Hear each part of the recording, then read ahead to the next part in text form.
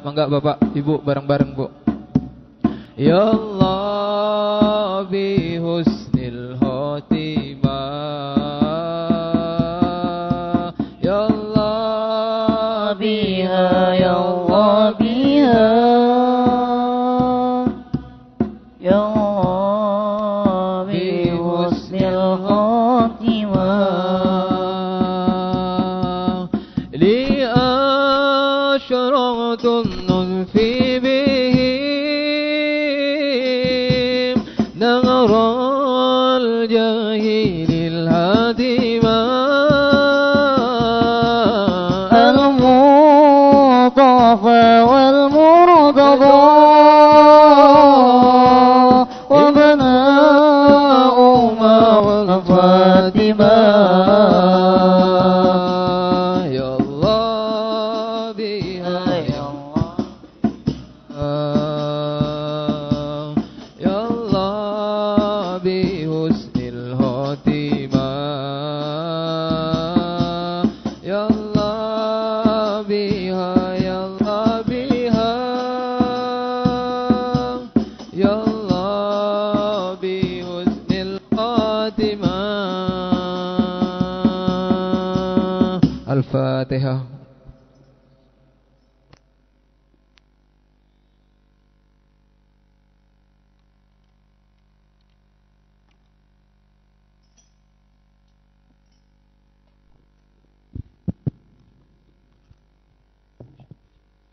Bismillahirrahmanirrahim. Assalamualaikum warahmatullahi wabarakatuh. Alhamdulillah al-karim at-tawwab wa musabbibil asbab, wa salatullahi wa salamuhu ala ahsanil khaliqin wa imamit tawwabin al-mab'uthi rahmatan lil alamin sayyidina wa maulana Muhammadin wa ala alihi wa sahbihi wa man sara ila maslakihi ila yaumiddin. Subhanaka la ilma lana illa ma 'allamtana innaka antal alimul hakim. Rabbi shrah li sadri wa yassir li amri wa hlul 'uqdatam min lisani yafqahu qawli. Amma ba'du. Yang kami hormati dan yang kami cintai guru kita semua, Buya Yahya, semoga Allah memberikan kepada beliau panjang umur dalam ketaatan dan sehat wal afiat, dan semoga beliau diberikan ketabahan dan kesabaran dalam membimbing kita semua. Amin ya rabbal alamin. Salawat serta salam semoga senantiasa tercurah limpahkan kepada paling mulianya Nabi, paling mulianya manusia, yaitu Nabi kita Nabi Muhammad sallallahu alaihi wasallam. Para hadirin hadirat yang kami hormati, seperti biasa setiap Senin malam Selasa kita bersama-sama mengkaji kajian kitab Ahlikam karya Syekh Ibnu Athaillah As-Sakandari bersama guru kita semua, Buya Yahya. Baik, untuk memanfaatkan waktu, langsung saja marilah kita simak kajian kitab Ahlikam bersama guru kita semua, Buya Yahya. Kepada beliau dengan segala hormat kami persilahkan. Allahumma salli ala Sayyidina Muhammad. Allahumma salli ala Sayyidina Muhammad. Allahumma salli ala Sayyidina Maulana Muhammad.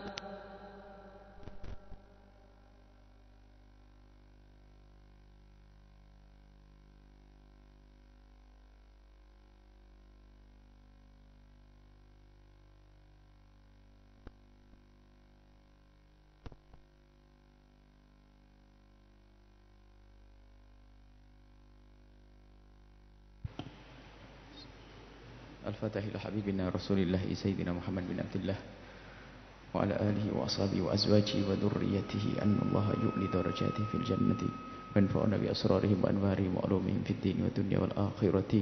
الفاتحة. أعوذ بالله من الشيطان الرجيم. بسم الله الرحمن الرحيم.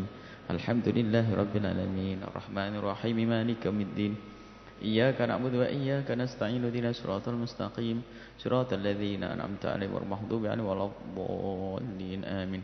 الفاتحة إلى الأولياء والصالحين في مشارق الأرض مغربها ثم نسح سنن وجد الحبيب حسن بن أحمد بارون حبيب بكر بن محمد أصلب سيد محمد بن الشيخ محمد ربي الشهيد بن الشيخ بن بكر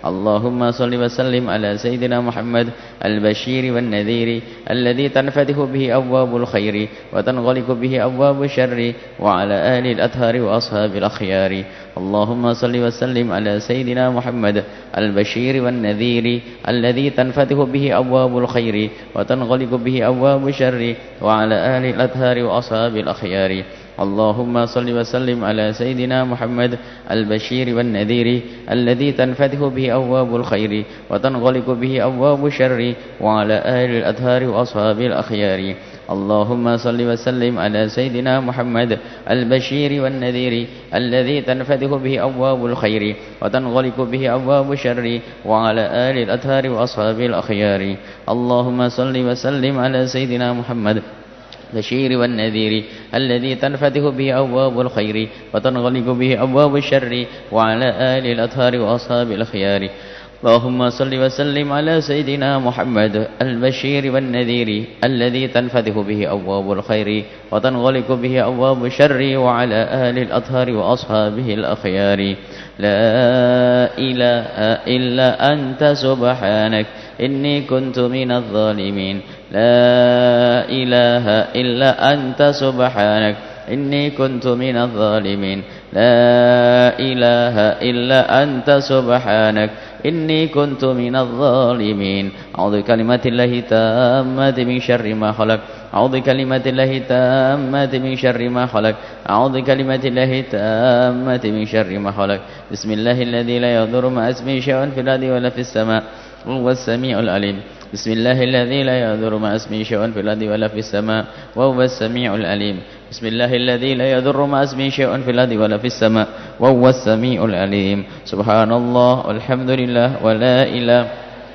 والله أكبر سبحان الله والحمد لله لا إله إلا الله والله أكبر سبحان الله والحمد لله ولا إله إلا الله والله أكبر بسم الله الرحمن الرحيم قل والله أحد الله الصمد لم يلد ولم يولد ولم يكن له كفوا أحد بسم الله الرحمن الرحيم قل والله أحد الله الصمد لم يلد ولم يولد ولم يكن له كفوا أحد بسم الله الرحمن الرحيم قل والله أحد الله الصمد لم يلد ولم يولد ولم يكن له كفوا أحد بسم الله الرحمن الرحيم قل أعوذ برب الفلك من شر ما خلق ومن شر غاسق إذا وقب ومن شر النفاثات في العقد ومن شر حاسد إذا حسد بسم الله الرحمن الرحيم قل أعوذ برب الناس ملك الناس إله الناس من شر وسواس الخناس الذي يوسوس في صدور الناس من الجنة والناس بسم الله الرحمن الرحيم الحمد لله رب العالمين الرحمن الرحيم مالك يوم الدين إياك نعبد وإياك نستعين اهدنا الصراط المستقيم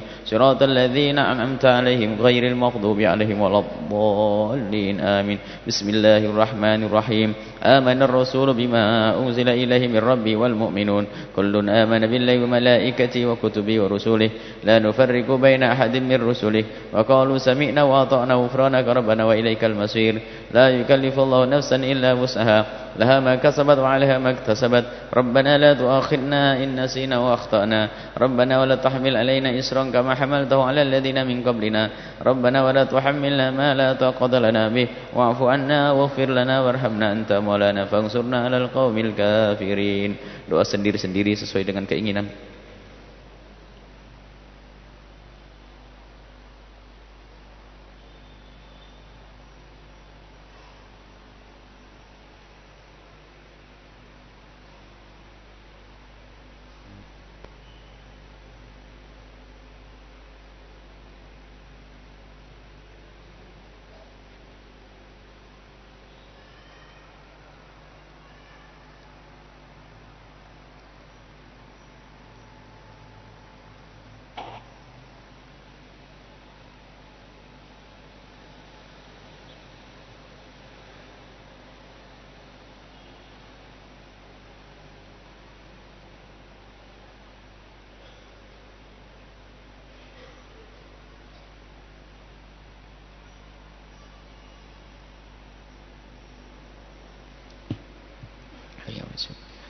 Ya Arhamar Rahimin, Ya Arhamar Rahimin, Ya Arhamar Rahimin.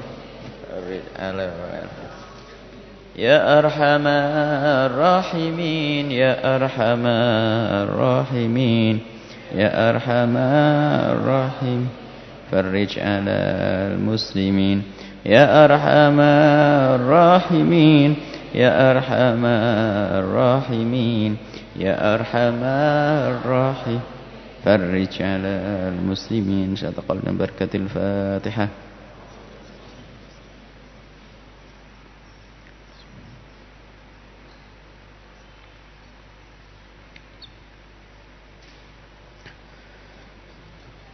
Bismillahirrahmanirrahim. Assalamualaikum warahmatullahi wabarakatuh.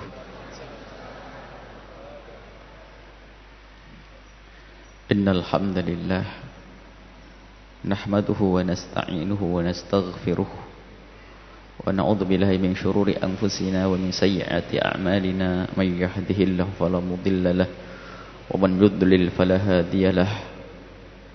وأشهد أن لا إله إلا الله وحده لا شريك له وأشهد أن سيدنا محمدا عبده ورسوله.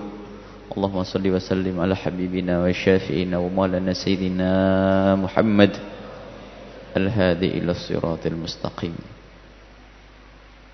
وعلى آله المطهرين وأصحابه الطيبين والتابعين لهم بإحسان إلى يوم الدين. اللهم يا ربنا اهدنا فيمن هديت وإنا يا ربنا نعوذ بك من الضلالة والزيغ والبدعة. اللهم يا ربنا أعنا على ذكرك وشكرك وحسن عبادتك واحشرنا يوم القيامة مع زمرة حبيبك سيدنا محمد وارزقنا يا ربنا التوبة قبل الموت والشهادة عند الموت والجنة بعد الموت. أما بعد. Yang kami cintai, yang kami muliakan para orang tua kami, Bapak Ibu kami, saudara-saudari, para pemirsa, pendengar, dimanapun Anda berada, alhamdulillah malam hari ini kita bisa melanjutkan belajar kita dengan Ibn Atha'illah As-Sakandari.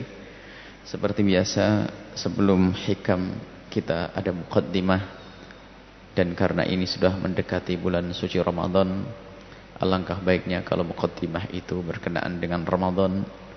Dan semoga bagi yang hadir di majelis Ahad yang lalu di pesantren di Lembaga Pengembangan Dakwah Al-Bahjah Pusat, agar tidak bosan karena muqaddimah malam ini adalah juga muqaddimah yang kami sampaikan pada Ahad yang lalu, yaitu berkenaan dengan persiapan kita di bulan suci Ramadan, khususnya di malam hari kita disunnahkan untuk Qiyamul Lail.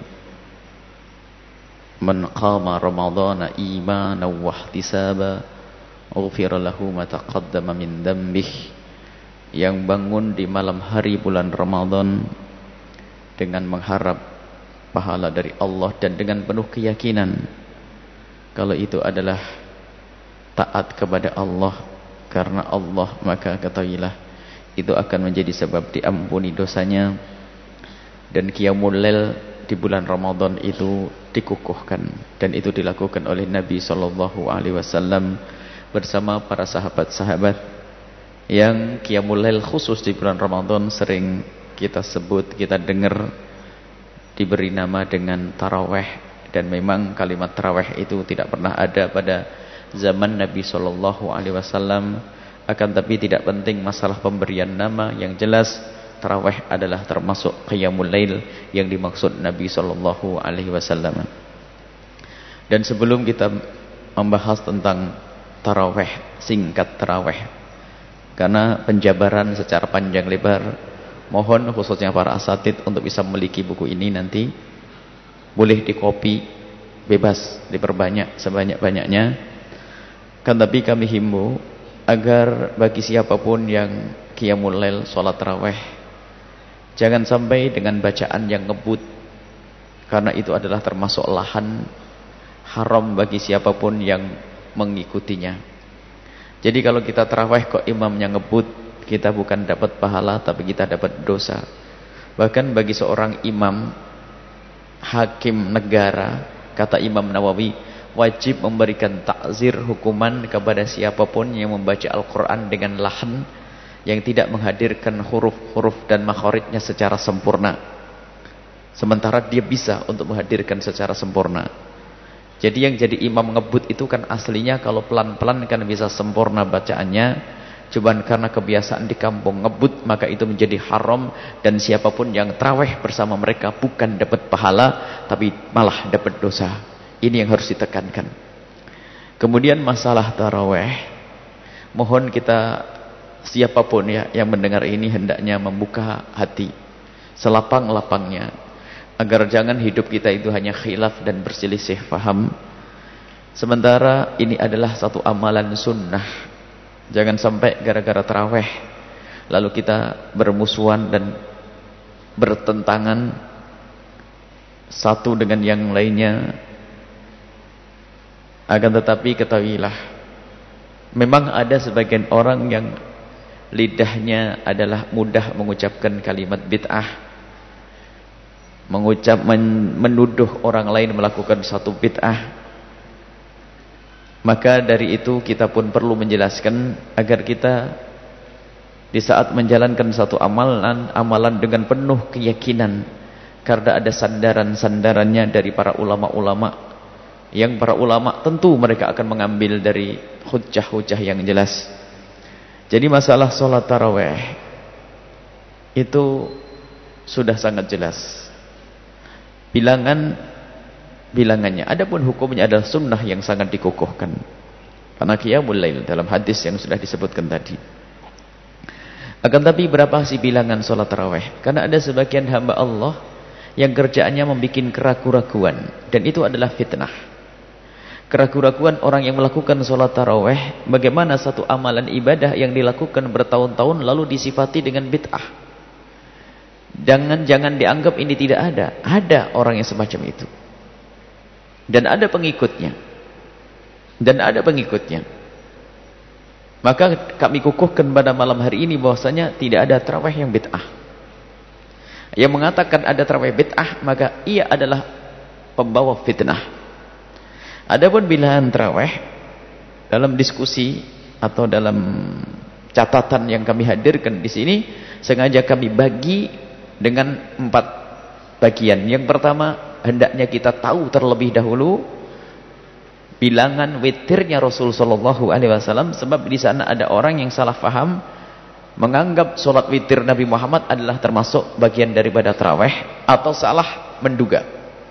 Sehingga kita harus tahu berapa sih witirnya Nabi sallallahu alaihi wasallam. Kemudian yang kedua, berapa sih bilangan tarawihnya Rasulullah sallallahu alaihi wasallam. Kemudian yang ketiga, berapa sih bilangan tarawihnya para sahabat Nabi sallallahu alaihi wasallam? Yang keempat, apa kata para ulama? Bukan kataku, bukan katamu, tapi para ulama berkenaan dengan tarawih itu sendiri. Pembahasan yang pertama singkat saja, barangkali ini akan juga diekspos di beberapa media, bahwasanya bilangan witir Nabi sallallahu alaihi wasallam, ada suatu ketika Nabi menganjurkan karena waktu yang sempit untuk berwitir 1. Kadang ada juga riwayat witir Nabi 3, ada 7, ada 11. Bahkan ada riwayat 13, akan tapi sebagian ulama menggabungkan antara 13 dengan 11 karena ditambah dengan salat rakaat al-fajr. Baik, adapun riwayat tentang witir di sini kami hadirkan 9 hadis tentang witir Nabi sallallahu alaihi wasallam, tidak mungkin kami baca di sini. Nanti mohon diambil bukunya. Akan tapi ada beberapa saja yang perlu kita hadirkan tentang witir Nabi sallallahu alaihi wasallam.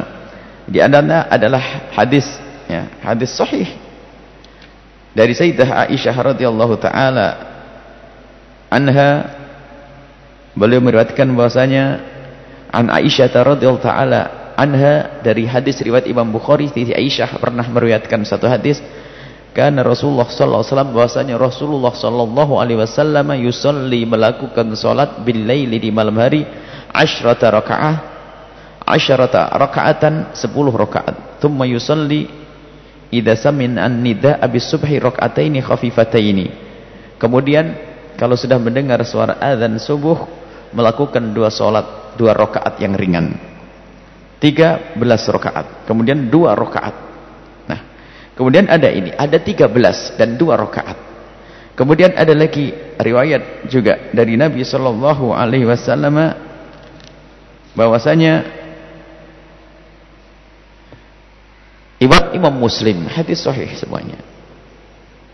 Riwayat hadisnya banyak, cuman kami hadirkan beberapa saja. Imam Muslim meriwayatkan dari Anil Qasim bin Muhammad, diriwayatkan dari Qasim bin Muhammad, qala, beliau berkata, sami'tu Aisyah radhiyallahu taala taqul, aku mendengar Siti Aisyah berkata, kanat salatu Rasulillah, salat Nabi Muhammad sallallahu alaihi wasallam itu minal laili, pada malam hari, asyra rakaat. Asyra rakaatin, 10 rakaat.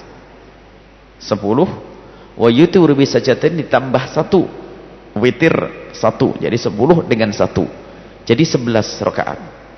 Wa yarka'u, kemudian melakukan salat rakaatil fajri, 2 rakaat fajar. Fatilka, maka jumlah semuanya 13 rakaatan.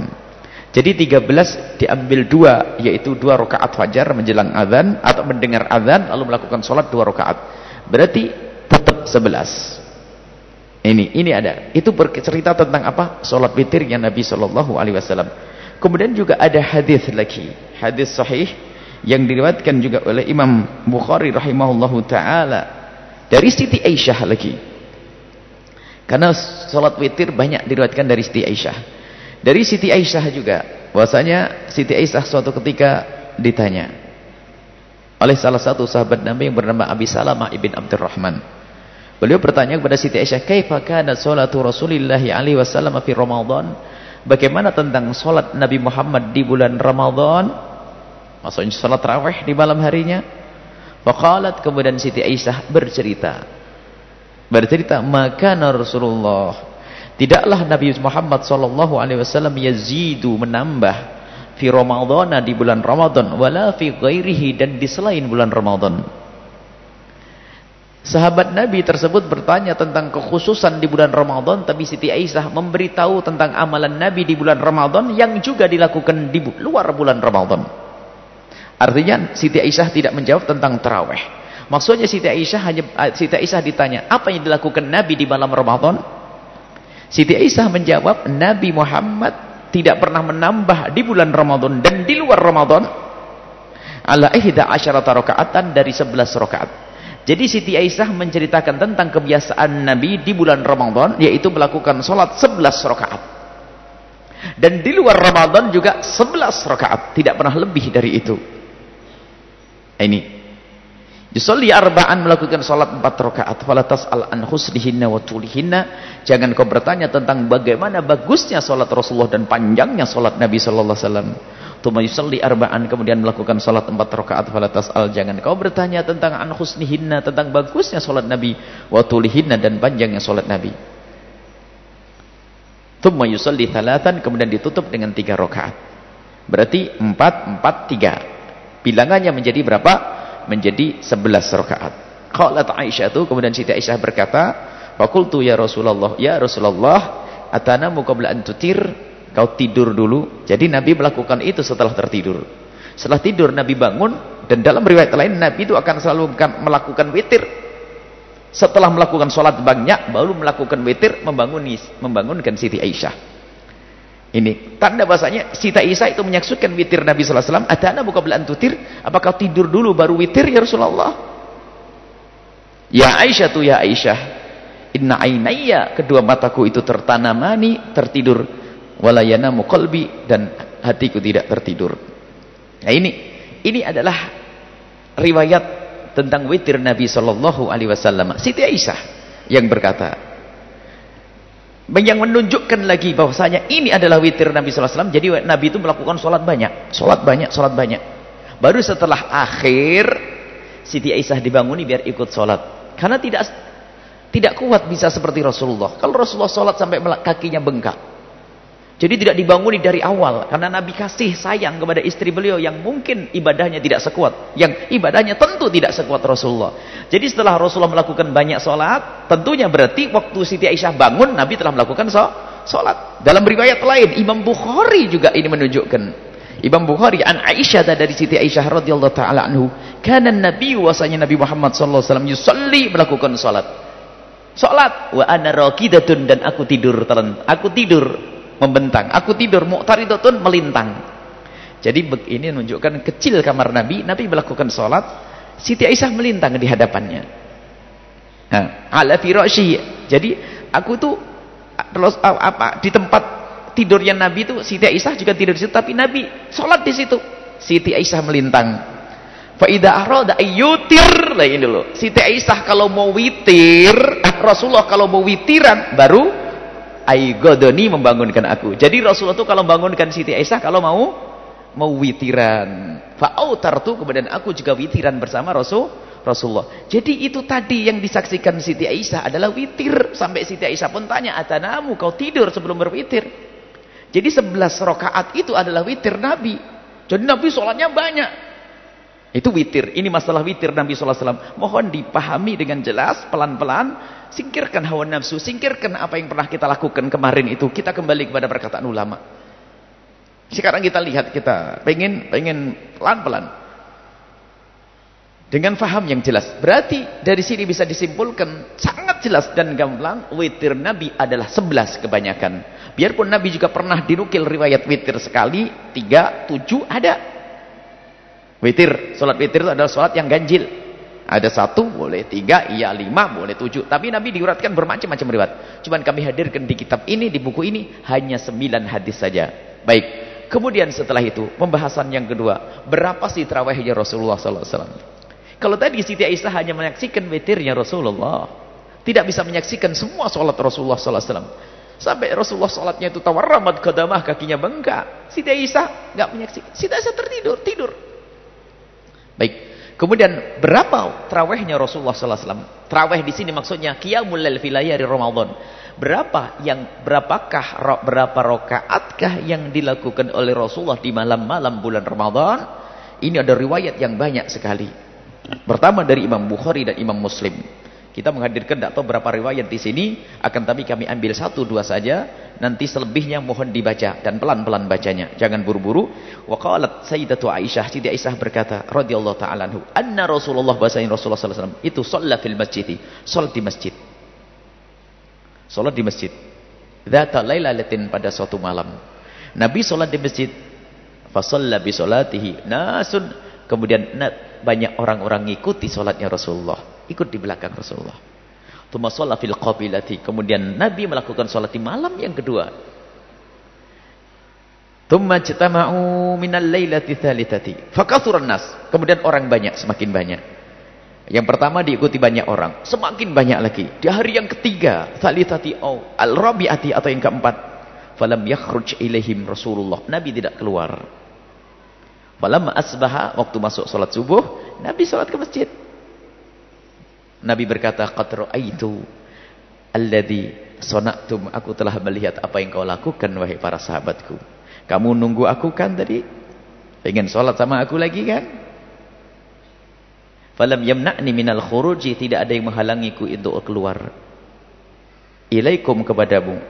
Illa anni khasyitu an tufrat alaikum, kecuali karena aku takut sholat itu jadi diwajibkan. Jadi Nabi melakukan sholat di rumah. Tidak datang ke masjid, takut nanti datang ke masjid diikuti lagi oleh sahabat Nabi, diikuti lagi sahabat Nabi, lalu turun wahyu. Kayaknya sahabatmu senang jadi wajib, wahai Muhammad. Karena Nabi sayang dengan umat, Nabi tidak datang ke masjid. Tapi sholat di rumah. Sholat di rumah. Jadi alasan Nabi tidak datang ke masjid karena khawatir, begitu cintanya kepada umat, takut diwajibkan kepada umat. Sehingga sampai hari ini tarawih tetap sunnah. Wadzalika fi Ramadan, ini kisah di bulan suci Ramadan. Nah ini kisah dan hadis yang serupa dengan ini banyak sekali. Yang serupa dengan ini riwayat dari Imam Bukhari juga meriwayatkan kisah tersebut. Sampai Nabi membuat namanya apa? Tempat, memesan satu tempat. Ini dalam riwayat saya baca lagi dari Zaid bin Thabit anna Rasulullah, dari Sayyidina Zaid bin Thabit bahwasanya Rasulullah sallallahu alaihi wasallam ittakhadha hujratan, mengambil hujrah, tempat khusus. Hujrah itu aslinya kamar, akan tapi bukan, jangan dianggap masjid dibuat kamar, tempat khusus. Hasibtu annahu qala min hasir, dan aku menduga bahasanya itu adalah dari hasir, dari apa? Tikar. Jadi Nabi membuat di pojok masjid tikar untuk sholat. Jadi biar itu untuk khusus untuk Nabi. Fi Ramadan, di bulan Ramadan. Fa shalla fiha layali layaliya. Kemudian Nabi melakukan sholat beberapa malam. Fasholat bi sholatihi nasun, kemudian diikuti oleh orang-orang min ashabihi, dari para sahabat-sahabat Nabi.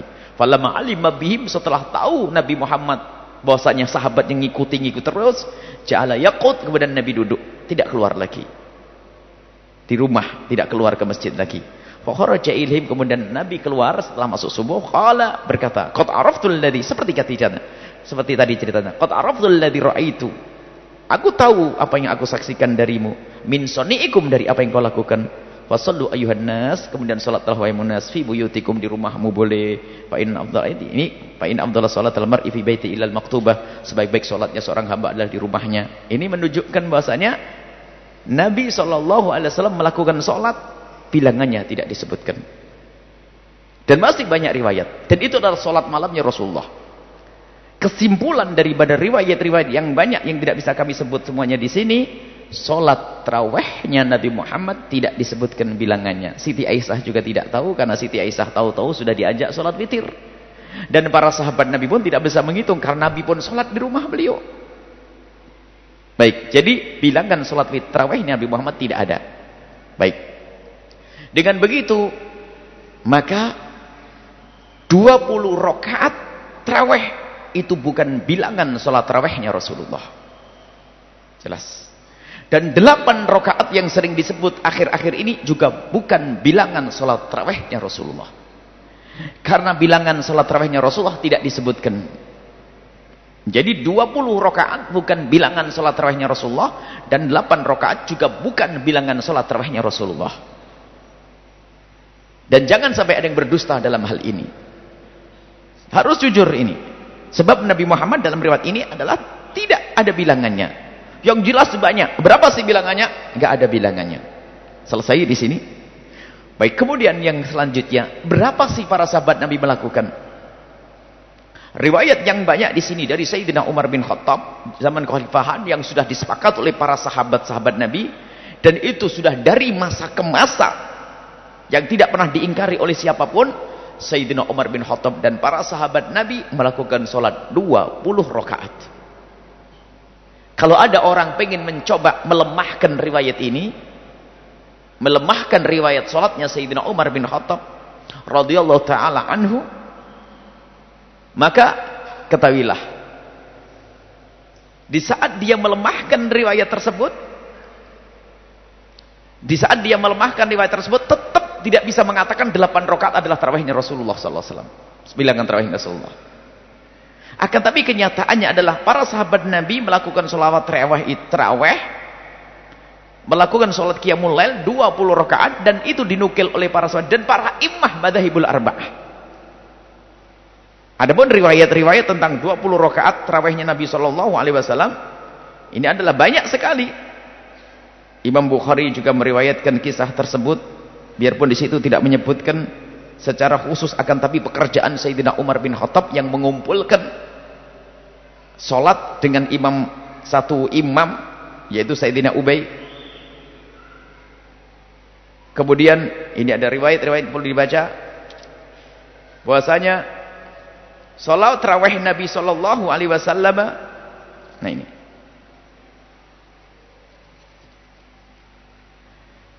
salawat para sahabat Nabi SAW dalam hadis riwayat Imam Bukhari. Dalam hadis riwayat Imam Bukhari rahimahullah ta'ala, satu saja.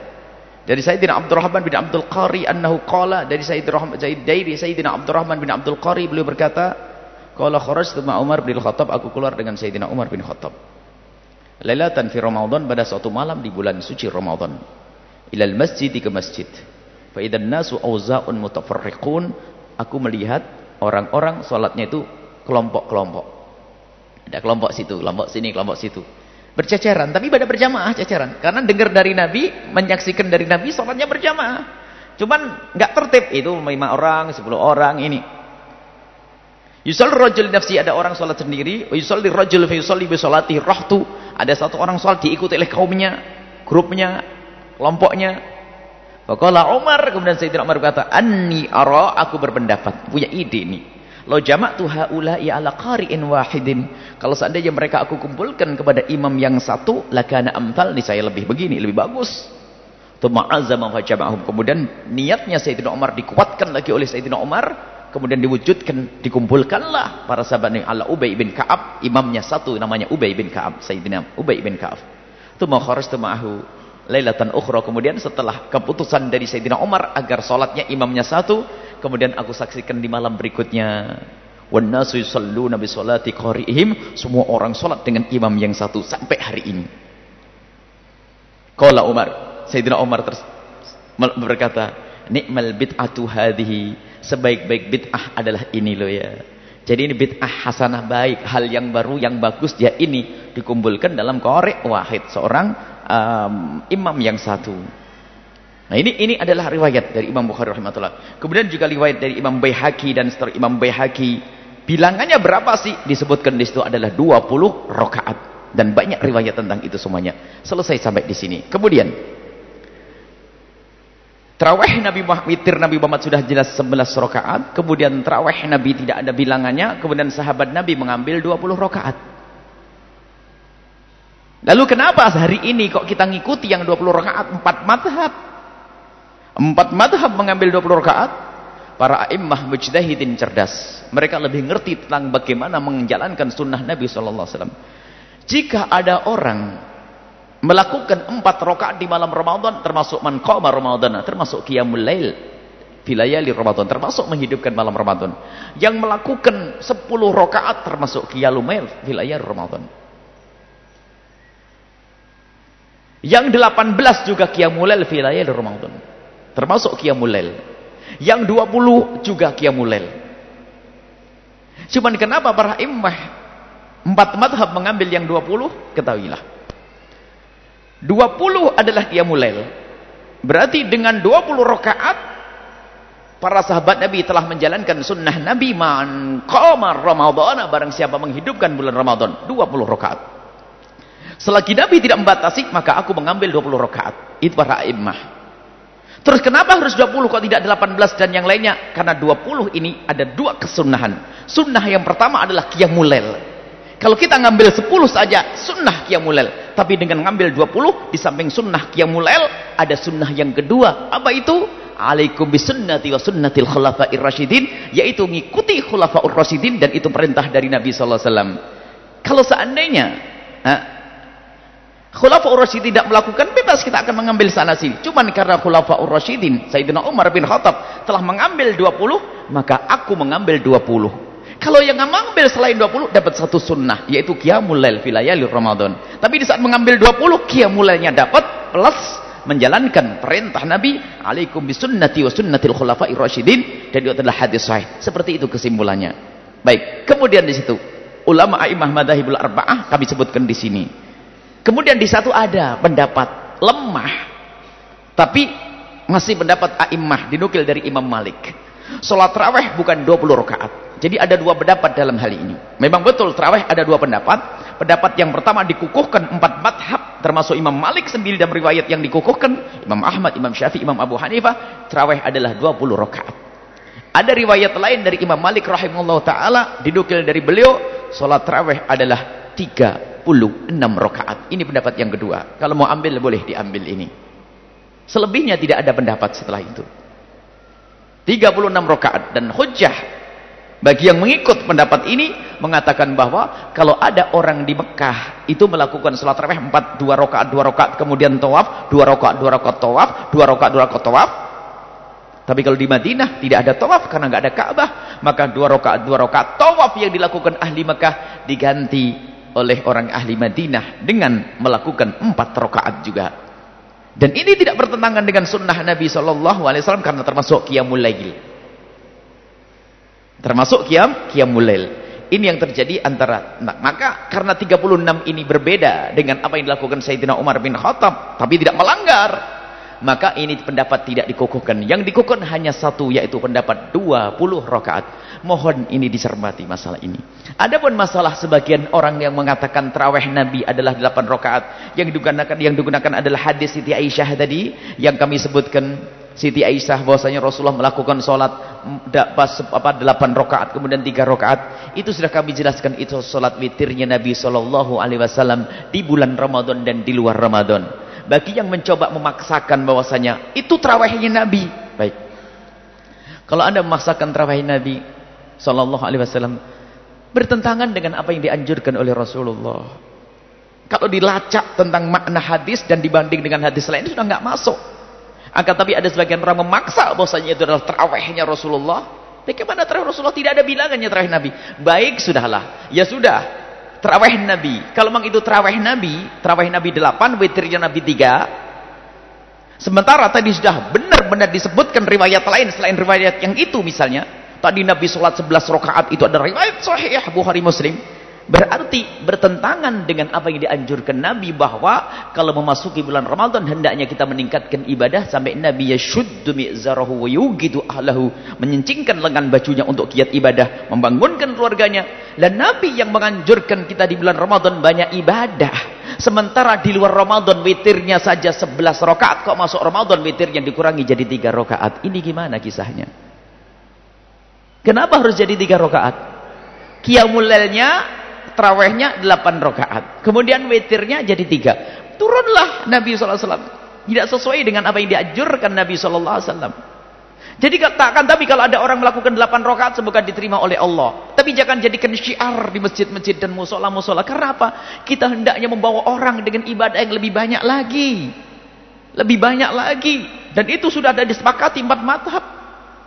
8 rakaat bukan tarawihnya Rasulullah, seperti 20 rakaat bukan tarawihnya Rasulullah, harus jelas itu. Tapi 20 rakaat adalah tarawih qiyamul lailnya Rasulullah sallallahu alaihi wasallam. Kena makna qiyamul lail Nabi sallallahu alaihi wasallam karena qiyamul lail Nabi tidak ada bilangannya, dan 20 termasuk bisa dimasukkan qiyamul lail. Hanya kelebihannya yang 20 kita ngikuti Sayyidina Umar bin Khattab dan para khulafaur rasyidin. Dan yang ini harus difahamkan. Jangan sampai kita salah dalam hal ini kemudian dikit-dikit mengatakan orang lain bid'ah, sesat, masuk neraka, naudzubillah. Ada sebagian orang mengatakan tarawih dengan 20 rakaat adalah bid'ah dan seterusnya. Masya Allah, ini musibah, problem. Kemudian sholat di malam hari ini aneh sebagian orang yang berdasarkan hadis Siti Aisyah tentang witirnya Nabi. Tadi ingat witirnya Nabi, rinciannya jelas kan? Nabi mengatakan itu witirnya Rasulullah. Sampai Siti Aisyah, atanamu qabla an tutir, kau tidur dulu sebelum witir. Itu witir Nabi. Ada 2 kesalahpahaman. Hadis witir dibawa ke tarawih 1. Kemudian setelah itu dia mengamalkan hadis itu ditelan mentah-mentah, tidak dibanding dengan hadis yang lain, yaitu dengan melakukan 4 rakaat. Boleh kita melakukan yang demikian, akan tapi kalau ingin sunnah di atas sunnah pakai hadis yang lainnya. Nabi mengatakan dalam hadis sahih, sholatul laili matna. Salat malamnya Nabi Muhammad itu 2 rakaat. Jadi hadis tentang 4 rakaat tadi, witir Nabi Muhammad yang 4 itu bisa dibagi 2, hasilnya tetap 4, tidak bertentangan dengan bilangan 4, tapi digabung dengan hadis Nabi yaitu apa? Matna. Jadi dalam kaidah fikih i'malud dalilain aula min ilgha'i ahadihima, kalau selagi kita bisa menggabungkan 2 dalil dipakai semuanya, itu lebih bagus daripada membuang salah satu dalil. Dalil digabungkan 4 rakaat. Cerita Nabi melakukan sholat 10 rakaat contoh. Ada lihat, Nabi melakukan sholat 10 rakaat disebutkan tadi hadis sahih. Apakah 10 rakaat langsung 10? Pahamkan hadis yang lain mengatakan matna. Berarti 10 itu dengan cara 2. Kalau 10 ya sah, akan tapi sunnah di atas sunnah. Kalau 10 digabungkan dengan hadis yang lain, sholatul laili matna. Baik, ini saja insyaallah. Semoga Allah memberikan kepada kita pemahaman yang benar dan semoga hati kita semakin sejuk. Tolong semua masjid musola syiarnya adalah syiar khulafaur rasyidin. Perintah Nabi, alaikum bisunnati wa sunnatil khulafaur rasyidin. Kalau Anda malas, jangan jadi imam. Anda jadi makmum sholat 2 rakaat pulang boleh. Bahkan enggak tarawih pun enggak apa-apa. Tapi syiar masjid jangan diganggu sehingga yang semula 20 turun jadi 8. Akan tapi yang lebih perlu mestinya yang 8 dinaikkan menjadi 20, itu namanya peningkatan. Untung-untung tahun depan 36 rakaat ya. Jadi perlu ditingkatkan, jangan diturunkan. Karena umat ini perlu bimbingan, umat ini perlu ada yang mengajak, umat itu perlu ada yang nonton. Jangan malah diturunkan. Kadang subhanallah yang menurunkan kualitas ibadah umat sudah begitu sambil membid'ahkan yang lain. Ini sudah tidak ketemu judulnya, ini hamba-hamba semacam itu. Baik, ini semoga setelah ini bisa disampaikan kepada yang lainnya. Kesempurnaannya ada di buku ini. Dan bisa dilihat di web www.buyayahya.org, bisa diambil, dikopi dan dibagi selebar-lebar, seluas-luasnya, dan semoga bermanfaat. Dan setelah itu jangan ada khilaf. Kalau ada orang melakukan sholat 8 rakaat, biarkan, karena memang martabat dia adalah pengen yang seperti itu. Cuman jangan jadikan syiar masjid, syiar musola. Siapapun, syiar masjid, syiar musola hendaknya 20 rakaat. Witirnya boleh 3, boleh 11. Seperti kebiasaan Nabi 11, boleh 3 umumnya. Kebiasaan Nabi adalah juga ada 3 rakaat, tapi kebanyakan witir Nabi adalah 11 rakaat. Ini saja, wallahu a'lam bishawab. Hikmah Ibn Athaillah As-Sakandari. Diulang nih, Masya Allah. Kemarin sudah disampaikan panjang lebar, cuman kita ingin, kayaknya harus seperti ini, harus kita jelaskan. Kita sekarang kepada hikmahnya Ibn Athaillah As-Sakandari. Kita sampai kepada al-hikmatus sabi'atu wal 'ishruna ba'dal mi'ati tsaniyati, hikmah yang ke-227. Imam Ibn Athaillah beliau berkata, qala al-musannifu rahimahullahu ta'ala, nafa'anallahu bihi wa bi ulumihi wa bi ulumikum fid darin amin, ila anqal khairul ilmi ma kanatil khasyatu ma'ahu. Sebaik-baik ilmu adalah yang menjadikan seorang itu menjadi takut kepada Allah dengan ilmunya tersebut. Allah Subhanahu wa taala berfirman di dalam Al-Qur'an, innama yakhsyallaha min ibadihil ulama, yang takut kepada Allah hanya dari para ulama. Kemarin kita berbicara tentang ilmu yang bermanfaat, yang menjadikan hati itu lapang menerima kebenaran. Ada sinar yang Allah titipkan di hati sehingga mudah menerima kebenaran dan kebaikan. Saat ini Imam Ibn Athaillah As-Sakandari menjelaskan bahasanya ilmu yang sesungguhnya itu yang menjadikan seseorang semakin takut kepada Allah. Jika ilmu tidak menjadikan seorang hamba takut kepada Allah, maka bukan ilmu. Dan tidak ilmu, biarpun sering dikatakan sebagai ilmu. Tidak pandang apakah itu ilmu agama atau ilmu yang lainnya. Kita bicara tentang ilmu umum dahulu. Kalau ilmu agama sangat mudah. Ilmu umum, apa yang dipelajari oleh pakar atom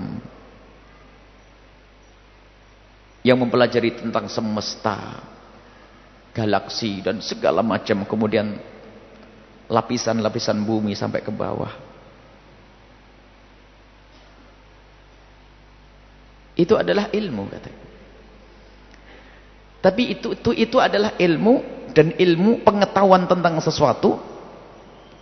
Jika pengetahuan tentang sesuatu tidak membuahkan pengetahuan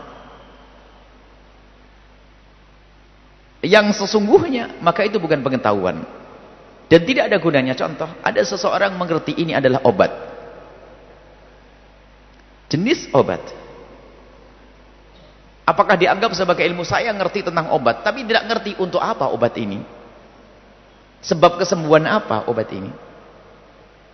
Jika tidak mengerti, nggak ada gunanya pengetahuan tentang obat.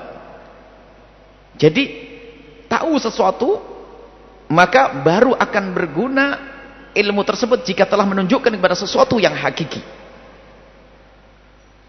Ada dal, ada madul. Ada yang menunjukkan dan ada yang ditunjukkan oleh hal tersebut. Contoh, ada seseorang masuk gua atau satu tempat, dia ingin tidur di situ atau ingin singgah karena mungkin gelap, besok pagi lah saya mau melanjutkan perjalanan. Kemudian dia menyalakan obor atau menyalakan lentera. Tak tahu aja di situ apa? Ada tulang belulang manusia, terus ada bekas daging darah basah. Tatonya di ujung sana ada harimau kecil, bayi harimau. Apa yang ada di otaknya? Ini sarangnya harimau. Baik. Dia mengerti bahwa ada bangkai, ada bekas daging basah, kayaknya baru dimakan. Di situ ada ada apa? Anak harimau. Coba, apakah bisa tenang dia tidur di tempat tersebut? Tidak tenang. Kalau dia masih tenang, dia tidak punya ilmu, dia tidak bisa paham bahwasanya ini adalah dal, ini ilmu, harus menunjukkan kepada sesuatu di balik itu. Dia mengerti ini tulang belulang, ini mesti bekas dimakan oleh sesuatu. Itu ilmu. Ada daging dan sebagainya. Lah kalau ilmu ini tidak menjadikan dia tahu tentang sesuatu di balik ini, memang harimaunya tidak terlihat. Harimau tidak terlihat, harimau gedenya, kelihatan harimau kecil. Cuman orang cerdas akan pasti ngerti bahasa, wah, ini mesti ada harimau gede. Nggak bisa tidur, pasti segera pergi dia dari tempat tersebut. Kalau ada orang yang mengatakan bahwasanya, saya tahu ini, tapi saya masih tenang, dia tidak bermanfaat ilmunya tadi, ya. Ilmunya tidak menjadikan dia takut kayak tadi itu. Jadi kenal, tapi kok nggak ada pengaruh terhadap dirinya. Jadi nggak berguna. Ilmu yang diketahui tidak berguna baginya. Dia tahu, tapi tidak berguna. Dan begitu juga banyak ilmu-ilmu yang disaksikan, yang dilihat. Nggak ada berguna. Kenapa? Tidak menunjukkan sesuatu yang hakiki. Tidak menjadikan dia takut kepada Allah Subhanahu Wa Taala. Kalau orang mempelajari semesta, ada orang saat ini belajar tentang larva, tentang gempa, tentang dasar laut, tentang waduh macam-macam. Apakah mereka sampai tujuan? Enggak. Mereka masih mentok. Ya sampai gitu, sampai pengetahuan. Tidak sampai kesimpulan. Padahal kesimpulan yang sesungguhnya kalau dia sadar bahwasanya begitu dahsyatnya, begitu beragamnya yang aku saksikan dengan rapi dan bagus ini, mestinya sampai kesimpulan seperti yang ada dalam Islam. Orang ulama muslimin sederhana, kesimpulan bahwasanya ini semua adalah ada yang menciptakan. Tapi mereka tidak sampai di situ, hanya kagum dengan penemuan atomnya, kagum dengan ini, tapi tidak sampai bahwasanya di situ ada yang menciptakannya. Kalau kita umat ulama muslimin langsung melihat semesta, jagat raya, dengan bintang gemintang, rembulan, matahari yang selalu mengikuti garis edarnya, itu semuanya, lihat lautan lepas dan seterusnya. Ini adalah suatu hal yang luar biasa, rapi. Maka mereka langsung punya kesimpulan bahwasanya ini semua adalah ada yang menciptakan. Dan yang menciptakan tentu adalah hadat yang sangat luar biasa, dibantu oleh syariat, maka itu adalah Allah Subhanahu Wa Taala. Maka dengan demikian maka dia sampai, sehingga pembahasan apapun yang ia lakukan mesti mengarah ke situ. Tapi ilmu sehebat apapun jika tidak mengarah ke situ, maka tidak seperti ilmu. Seperti orang tahu ada bangkai, ya, ada bangkai dan daging yang baru dicabik-cabik di situ, dia nggak sadar kalau situ ada harimaunya. Jadi melihat semesta tapi tidak bisa melihat sang pencipta. Itu adalah problem. Dan siapapun akan dikatakan bahasanya orang ini adalah orang majnun, orang gila. Berkata bahasanya, saya tidak pernah melihatnya kok. Kenapa saya harus percaya? Saya tidak pernah melihatnya. Kenapa saya percaya? Misalnya melihat selama ini yang lagi ngeterame di masyarakat kita yang namanya HP dan sebagainya. Orang melihat HP secara umum otomatis, orang akalnya sehat, pasti biarpun yang dilihat aja HP, maka dia tahu bahasanya di situ ada yang membuatnya. Secara otomatis ya. Kalau dikatakan HP ini istimewa, ini tidak ada yang membuat, semua orang akan berkata kalau dia adalah sakit pikiran. Karena HP ada yang membuat, biarpun tidak melihatnya. Berarti dia berpikir sadar. Jadi harus menunjukkan kepada sesuatu, itu urusan HP. Akan tapi HP pun nanti menurut manusia dan sebagainya, enggak ketemu ujungnya. Seperti para filosof itu yang cerdas kayak apapun. Salah satu filosof besar itu waktu ditanya, dia cerdas berbicara tentang kehidupan, cerita tentang segala macam. Tapi itu tiap waktu ditanya tentang apa pendapatmu tentang kematian, dia tidak sampai, nggak ketemu. Kenapa ya? Aku lihat dia baik-baik saja, besok nggak bernyawa. Nggak sampai. Tapi ulama kaum muslimin sederhana, Allah yang yumitu wa yuhyi, Allah yang menghidupkan dan mematikan. Sehingga mereka para filosof besar dari masa ke masa yang tidak kenal Allah, mereka yang dikatakan mengetahui, punya ilmu pengetahuan, mereka ternyata mentok pada keraguan-raguan. Pada keraguan-raguan, sehingga pada kebingungan di saat bicara tentang kematian, bicara tentang kehidupan, bicara tentang pengetahuan, mereka mentok. Karena apa? Mereka tidak bisa menyimpulkan kejadian begini, kadang-kadang tidak ada sebab tiba-tiba muncul ini, tidak terdeteksi sebelumnya tiba-tiba begini munculnya. Mereka bingung. Akan tapi bagi orang yang paham tentang ini semua, cukup melihat kejadian-kejadian sebagai ilmu, maka ilmu itu akan menjadikan dia kenal Allah. Ini ad-dal, yang badulnya adalah Allah subhanahu wa ta'ala. Kenal Allah, maka itulah muncul rasa takut. Ini urusan ilmu dunia. Ilmu fisika, ilmu kimia, ilmu apapun, lihat, hendaknya menjadikan orang takut kepada Allah subhanahu wa ta'ala. Sehingga dalam ilmu akidah, pengukuhan akidah, di samping dengan dalil-dalil Al-Quran, dalil nakli, ternyata para ulama-ulama ahli akidah mengajak kita berpikir tentang semesta ini. Bahkan Al-Quran mengajari untuk kita melihat bagaimana Allah menciptakan, meninggikan langit, bagaimana Allah menghamparkan bumi, bagaimana Allah menancapkan gunung, dan bagaimana Allah menciptakan lautan lepas, dan seterusnya. Untuk berpikir. Ini dia Allah ngajak berpikir yang demikian ini. Nah, ini untuk apa? Berpikir, dan berpikir itu ilmu yang menjadikan dia kenal Allah sehingga menjadi takut kepada Allah. Jadi ilmu.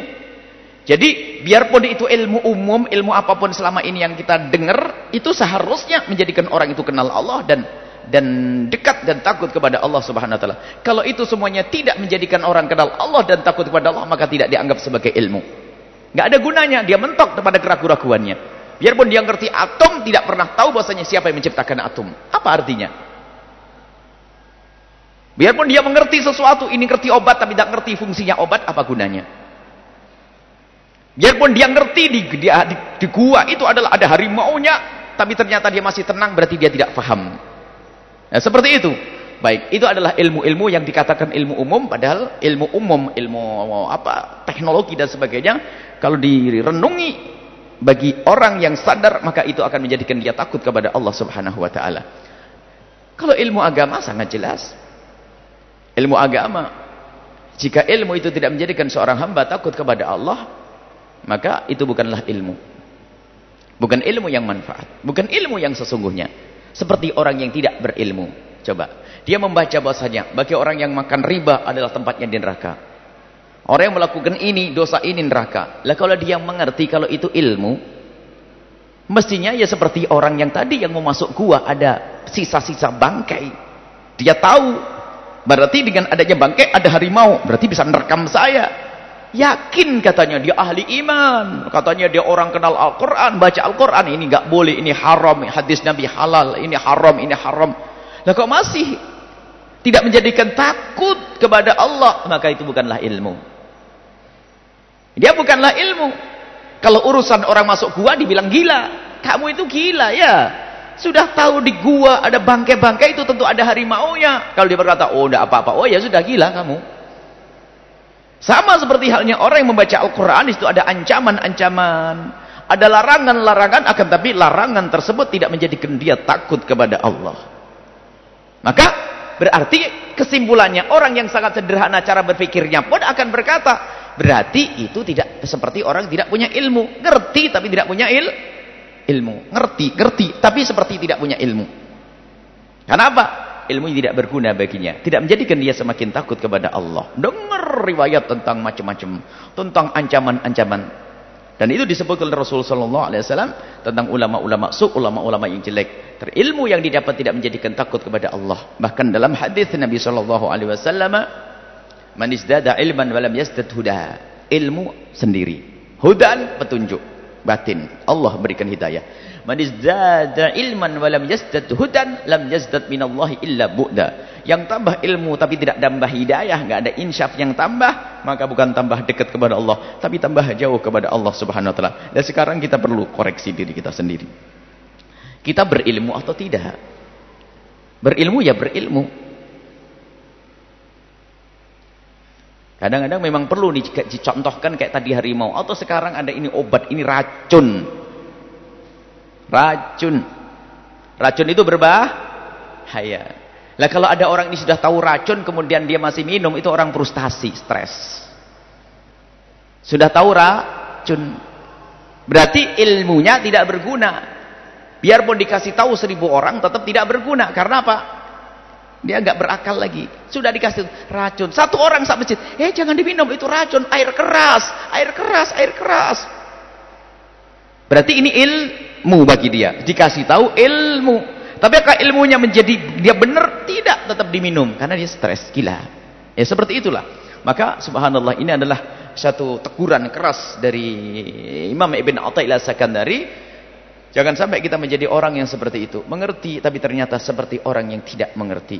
Tahu hukuman, tahu larangan, tahu diharamkan oleh Allah. Akan tapi ternyata kita masih melanggarnya. Tahu menghasut tidak boleh, kenapa kita suburkan kedengkian. Tahu mendendam tidak boleh, kenapa kita masih menyuburkan kedengkian, kebencian dan seterusnya. Masih ada keharaman-keharaman. Berarti orang tersebut adalah seperti orang yang berilmu. Sehingga dikatakan ulama pasti takut kepada Allah. Innama yakhsyallaha min ibadihil ulama'u. Yang takut kepada Allah hanyalah para ulama.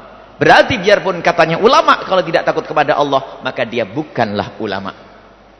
Nah ini, biarpun dia katanya ulama secara lahir di kalangan bangsa manusia, dia dikatakan ulama karena punya ilmu ini begitu. Tapi kalau ilmunya tidak menjadikan dia takut kepada Allah, maka dia seperti orang yang tidak punya ilmu, seperti orang jahil, seperti orang yang tidak punya ilmu. Inilah yang dihadirkan oleh Ibn Athaillah As-Sakandari untuk kita semuanya hendaknya koreksi. Dan betul, ilmu enggak cukup. Ilmu enggak cukup. Ilmu tidak cukup, akan tapi di situ keinsyafan di dalam hati. Itu yang menjadikan ilmu berguna. Pada pertemuan yang lalu saya sampaikan, jika orang dengan akal tidak dibarengi dengan hati, kesadaran, maka ilmu tidak akan berguna. Abu Jahal mengerti kebenaran. Iblis mengerti kebenaran. Dan banyak orang mengerti kebenaran, akan tapi ternyata belum tentu dia bisa mengikuti kebenarannya tersebut. Sehingga menjadi dia tidak takut kepada Allah. Sehingga karena dia tidak takut kepada Allah, maka ilmunya pun tidak berguna. Berilmu tapi seperti tidak berilmu. Semoga Allah berikan kepada kita ilmu yang manfaat, yang menjadikan kita semakin takut kepada Allah. Di saat kita dengar bahasanya riba adalah haram, kita akan menjauhi riba. Biarpun kita sekarang masih dalam riba, kita akan berjanji dan berusaha untuk meninggalkan riba. Yang kepleset dalam muqaddimah zina dan seterusnya, dia segera menjauh. Terus yang masuk dalam keharaman tauhid ini tidak diperkenankan, dilarang oleh Allah, berusaha untuk menjauh. Itu baru ilmunya berguna, ilmunya bermanfaat. Bukan terus saja mulai dari penyesalan, maka ketahuilah setelah itu dia akan semakin takut kepada Allah Subhanahu wa taala. Dan jika ilmunya menjadikan dia takut, itulah ilmu yang sesungguhnya, dan dia tergolong ulama Allah. Innama yakhsyallaha min ibadihil ulama wallahu a'lam bissawab. Syukran kasiran kami haturkan kepada guru kita semua, Buya Yahya. Semoga apa yang disampaikan oleh beliau bermanfaat bagi kita semua. Amin ya rabbal alamin. Para hadirin hadirat yang dimuliakan oleh Allah Subhanahu wa taala, selanjutnya kita masuki bagian tanya jawab. Kepada para hadirin dan hadirin yang bertanya, kami persilakan satu pertanyaan dari jemaah bapak-bapak dan satu pertanyaan dari jemaah ibu-ibu, dengan satu orang satu pertanyaan. Kami persilakan.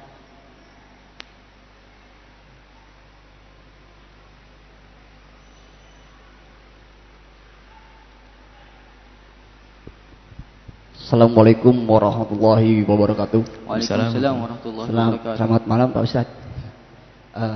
Perkenalkan, nama saya Ahmad Jainuddin dari Kuningan.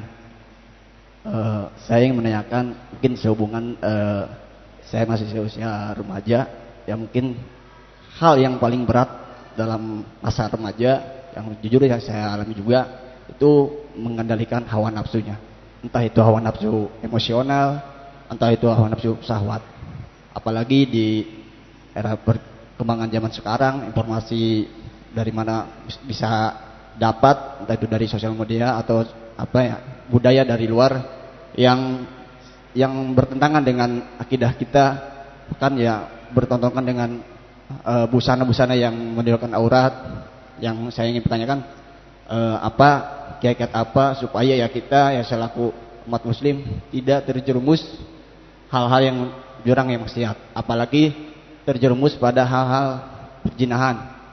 Dan katanya kalau kita zina itu kan hukumnya juga besar, tidak dipanjung atau dihukum sempat mati ya Pak. Terus hal zina seperti apa yang dipanjung seperti itu? Terus mungkin satu lagi Pak pertanyaannya, kita mengetahui bahwa riba itu haram dan bercampur dengan yang bukan muslimnya juga haram, tapi kita terus melakukannya. Dan kita sadar, kita taubat, udah gitu ngelakuin lagi, taubat lagi. Nah, bagaimana pandangan seperti itu? Mungkin itu saja yang dapat saya pertanyakan. Assalamualaikum warahmatullahi wabarakatuh. Terima kasih. Waalaikumsalam warahmatullahi wabarakatuh. Baik, dari jemaah ibu-ibu.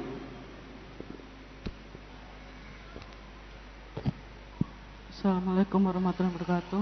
Assalamualaikum warahmatullahi wabarakatuh. Buya, apabila ikut taraweh bacaannya 1 juz, lalu kita membawa Al-Quran sambil baca, itu bagaimana cara membawanya Buya? Apakah ditaruh di mukena yang ada kantong di dadanya, ataukah dipegang saja? Mohon penjelasannya, terima kasih. Bismillahirrahmanirrahim. Pertanyaan yang pertama adalah masalah syahwat ataupun emosi.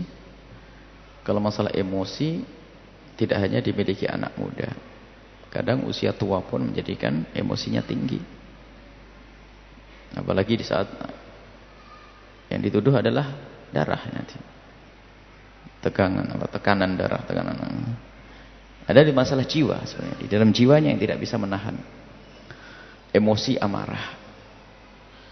Ingat Nabi, la taghdab, kau jangan marah. Dan itu termasuk jihad yang paling besar. Bagaimana kita bisa menahan amarah untuk tidak buru-buru marah. Dan jika ternyata kita marah, hendaknya kita mudah untuk memaafkan. Tidak masuk dalam bab dendam kusumat yang menjadikan musibah lebih besar lagi. Mewujudkan amarahnya dalam bentuk pelampiasan yang merugikan orang lain. Naudzubillah. Jadi harus belajar untuk menahan marah dan hawa nafsu. Kita ingin ridho Allah. Bahkan riwayat-riwayat orang-orang yang sabar dan juga yang disanjung oleh Allah di dalam Al-Quran, ahli surga yang orang-orang bertakwa, yang tempatnya surga, wasari'u ila maghfiratin min rabbikum wa jannatin arduha as-samawati wal ardu uiddat lil muttaqin. Bersegeralah menuju surga yang disiapkan untuk orang yang bertakwa. Dan disifati orang yang bertakwa di sini adalah bukan orang yang tidak pernah marah, tapi orang ada marah lalu ditahan. Wal kadhiminal ghaidha, orang yang menahan amarah. Dan menahan amarah ternyata tidak cukup, bisa muncul lagi kalau belum kita pangkas sekaligus. Wal kadhiminal ghaidha, dan orang yang menahan amarah.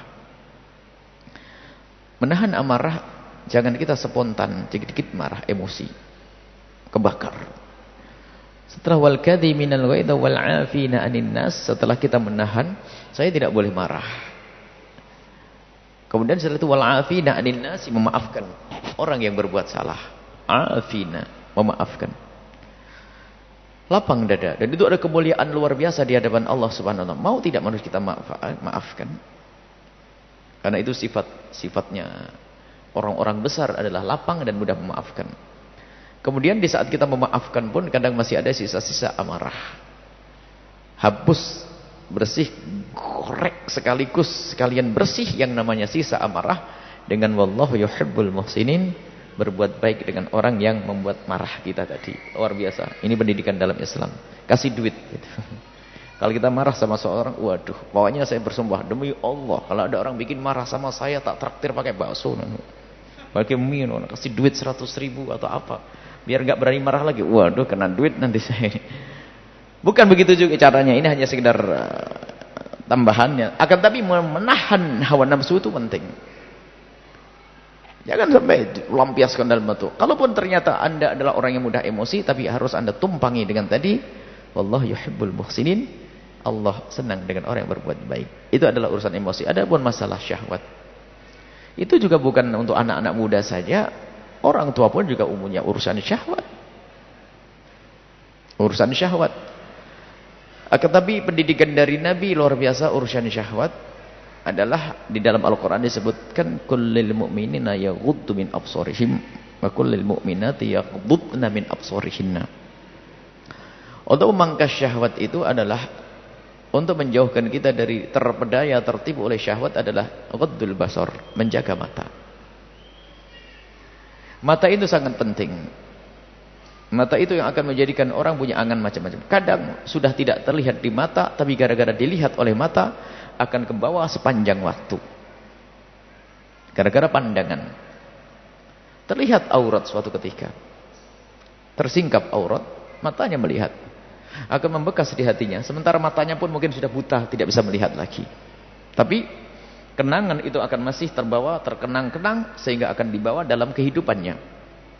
Sehingga perlu sekali kita menjaga mata. Kalau sudah masuk memang susah. Sehingga ini orang cerdas dalam dunia medis pun demikian. Bahasanya menjaga lebih bagus daripada mengobati. Biasakan untuk menjaga mata. Kenali syariat kekasihmu Nabi Muhammad. Selagi tidak boleh kau lihat, jangan kau lihat.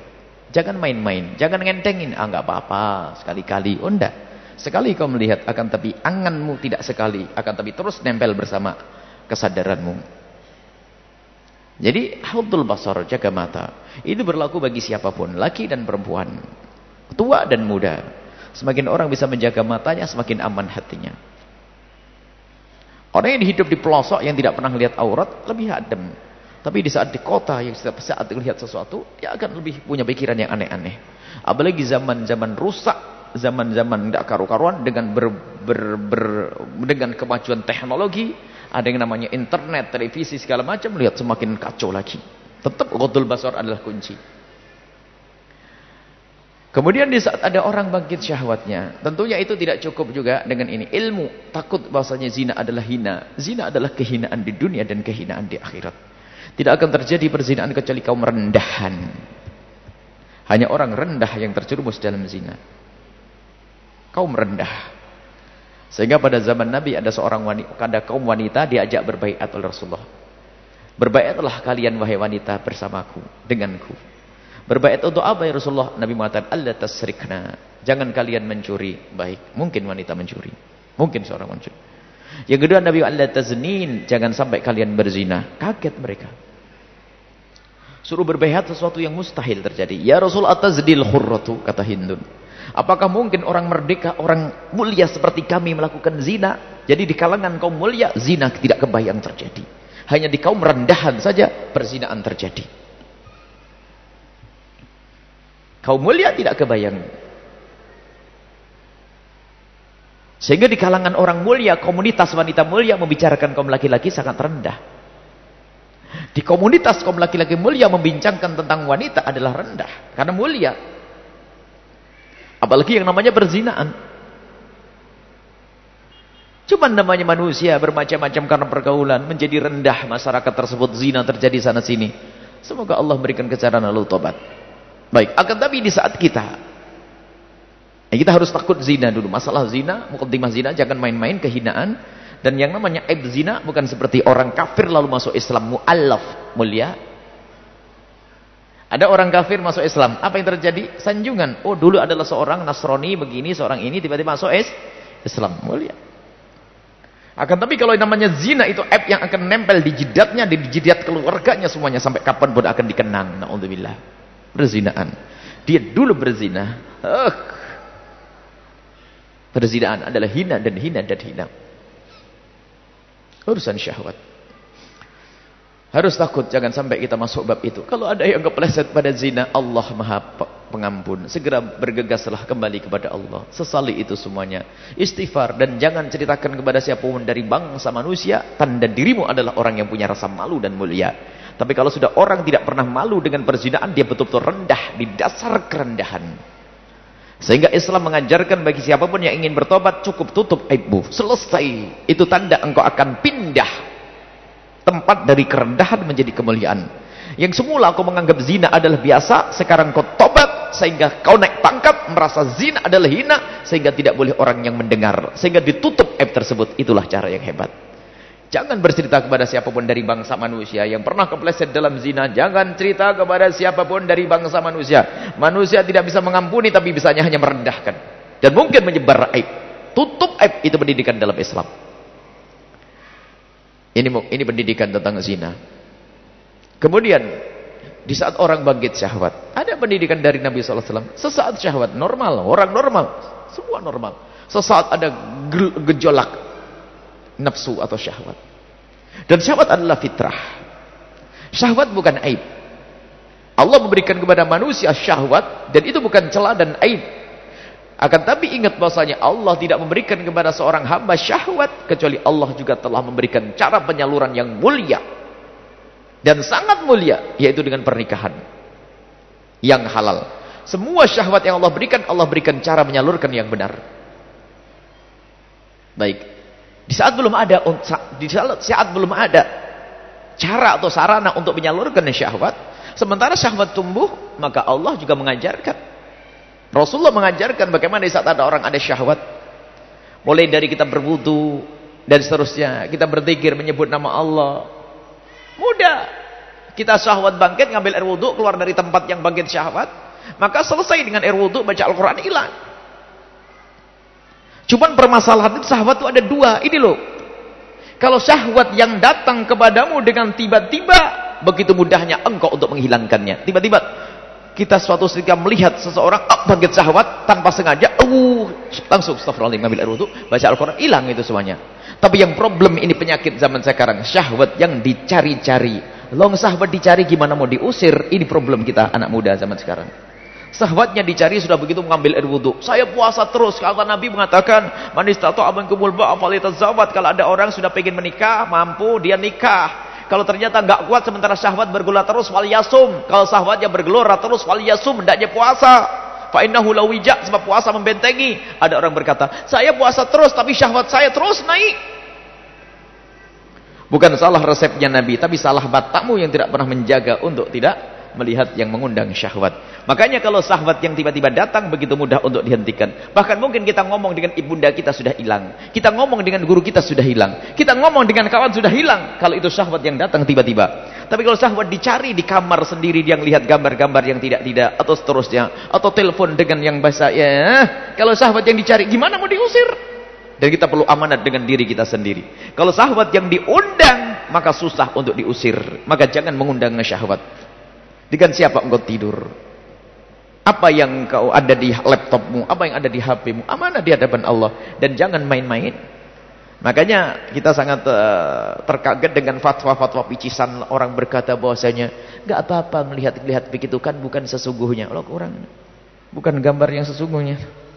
Hanya orang begini kalau melihat film gambar begitu enggak bangkit syahwat orang. Lah kalau gila sudah marfu'ul qalam, orang gila enggak dosa memang. Jadi ada orang katanya, oh saya sih biasa ngelihat gambar-gambar begitu dan tidak masalah. Oh ya, kamu gila sudah. Gila sudah. Kalau gila sudah, nggak sholat pun nggak dosa, orang gila. Kalau orang normal, bos, gimana nggak bangkit syahwat? Ngelihat gambar yang masya Allah, bangkit. Maka syahwat yang kita cari-cari susah untuk kita usir.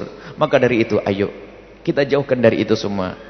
Di antaranya untuk menghindar pergaulan yang baik. Kawanmu siapa? Lu kawan tuh mengganggu. Kadang-kadang sekarang zamannya WA, kadang dikirim gambar yang enggak, foto yang enggak dan sebagainya. Amanat. Jangan siksa dirimu dengan sesuatu yang hanya kalau orang tahu takut kepada Allah, lalu ternyata sisi lain orang yang katanya takut neraka Allah, tapi sisi lain tidak pernah menjaga matanya, seperti orang di siang hari bulan Ramadan, siang hari lagi puasa, atau bikin es yang seger banget. Gimana? Ngenes lah. Siang uas seger pakai es batunya jernih terus begitu. Kalau lagi puasa singkirkan itu. Kamu belum punya pasangan, jangan main-main. Bahkan setelah punya pasangan pun jangan juga kita sering melihat yang demikian itu. Karena itu ada, ini ada sebagian orang juga fatwa bahasanya kalau kita melihat film-film begituan, kalau dengan istri kita enggak apa-apa. Ini juga fatwa pisisan yang merusak. Ketahuilah, jangan sampai bangkitnya syahwatmu karena sesuatu yang lainnya. Ini adalah problem. Bahkan mungkin pada kesimpulan ternyata yang di istrinya tidak seperti yang dilihat, sehingga kurang semangat kepada pasangannya, sehingga itu muncul pikiran yang enggak awal kehancuran. Biarpun dengan pasangan, itu bukan tontonan orang-orang mulia. Ini hanya tontonan rendah. Makanya suatu ketika ada orang berkata, ya enggak apa-apa kalau untuk membangkitkan syahwat suami istri. Jadi ada suatu ketika orang berkata bahasanya, saya tidak bisa menggauli istri saya kecuali saya sudah melihat film porno. Berarti kan tersinggung seharusnya sang istri. Berarti istrinya sudah tidak bisa membangkitkan syahwatnya lagi sudah. Karena sudah terlalu enggak karu-karuan mungkin. Nah buktinya ada bangkitkan, mestinya begitu. Istrinya tersinggung mestinya. Padahal bukan karena istrinya kurang cantik, bukan, karena yang dilihat adalah film yang tak naudzubillah, film yang namanya film. Bahkan mungkin katanya ada film dengan cara yang macam-macam, sampai suatu ketika ada seorang istri ngadu, saya diajak nonton sama suami saya, katanya ustadz kan nggak apa-apa, ternyata setelah saya nonton saya harus melakukan niru seperti itu semuanya, sementara saya tidak bisa memenuhi kata istri, kata suami saya, kamu nggak benar, kamu ini kan kebusukan, dan itu bukan tontonan yang baik. Dan harus sadar kita semuanya. Sudahlah, jangan dengan fatwa picisan, fatwa ngaco itu.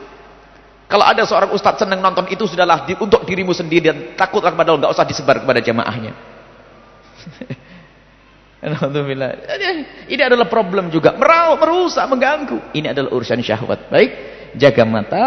Setelah di saat ada bangkit syahwat, segera dekat kepada Allah, berwudu, sholat, dan jangan mengundang syahwat. Kalau engkau mengundang syahwat akan susah engkau usir, karena syahwat kalau sudah datang luar biasa. Baik. Tapi kalau syahwat yang datang tiba-tiba, begitu mudahnya Anda mengusirnya. Wallahu a'lam bishawab. Kemudian ada orang masih berurusan dengan riba, kemudian kok dia masih terus berada di dalam kubang kehinaan riba tersebut, ketahuilah, semoga Allah berikan kesadaran. Yang pertama, memang dasar kunci untuk kita selamat adalah tahu kalau itu berbahaya. Kalau orang tidak tahu kalau itu haram dan tidak berbahaya, kalau orang tidak tahu itu berbahaya atau haram, dia tidak akan pergi dari tempat tersebut. Seperti orang yang masuk gua, yang tidak melihat tanda-tanda bangkai dan tulang belulang, maka dia tidak akan keluar dari tempat tersebut. Orang yang tidak mengerti bahasanya itu haram, mungkin dia akan menikmati hal tersebut. Jadi kunci pertama adalah tahu itu adalah haram. Ini adalah awal langkah, ilmu. Baru setelah itu diresapi, dihayati ilmu, akan menjadi ilmu yang mendatangkan khasyah. Aku tahu bahasanya riba adalah haram, aku masih berada di kubang riba, di kubang kehinaan. Mencuri haram, ini haram, aku masih berada di kubang kehinaan. Tapi kenapa aku masih sering melakukannya? Nah, sadar dulu pokoknya. Baru setelah itu minta bantuan kepada Allah dan adukan kepada Allah kelemahan kita menghadapi hawa nafsu kita itu. Karena yang memiliki hawa nafsu adalah Allah, yang menciptakan hawa nafsu adalah Allah. Maka kita ngadu kepada Allah, ya Allah, aku tahu riba itu adalah haram, tapi kenapa aku masih sering berurusan dengan riba, ya Allah? Ngadu kepada Allah. Dan terus adukan kepada Allah Subhanahu wa taala. Semakin kuat kebencian kita kepada sesuatu yang diharamkan, maka nanti akan ada kesempatan mudah bagi kita untuk meninggalkan suatu kehinaan tersebut. Bahkan ada sebagian para kekasih Allah, dia menghindar dari maksiat perlu waktu yang lama. Ada setahun, 2 tahun, ada yang seminggu selesai. Akan tapi ingat, jangan terlintas di hati menikmati sesuatu tersebut.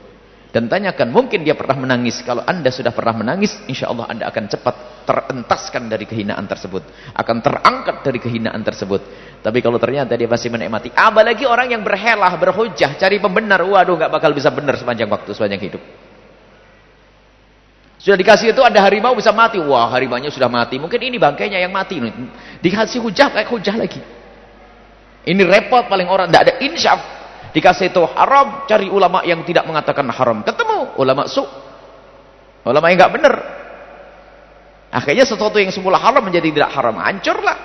Jadi akan tapi orang insyaf luar biasa, mudah. Ada orang mengatakan ini haram, tapi aku masih berada di kubang keharaman, ngadu kepada Allah, Allah akan angkat orang tersebut. Wallahu a'lam bishawab.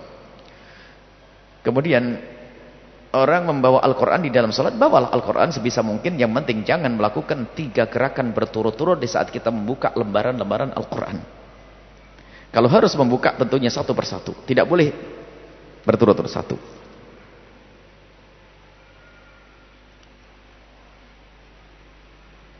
Ada jarak mencarinya itu. Tapi kalau batal 3 kali gerakan, karena ini anggota besar. Karena tangan anggota besar. Jemari iya anggota kecil, tapi kalau tangan anggota besar, tidak melakukan gerakan berturut-turut. Akan tapi biasa wajar. Cuma biasanya taruh, pegang.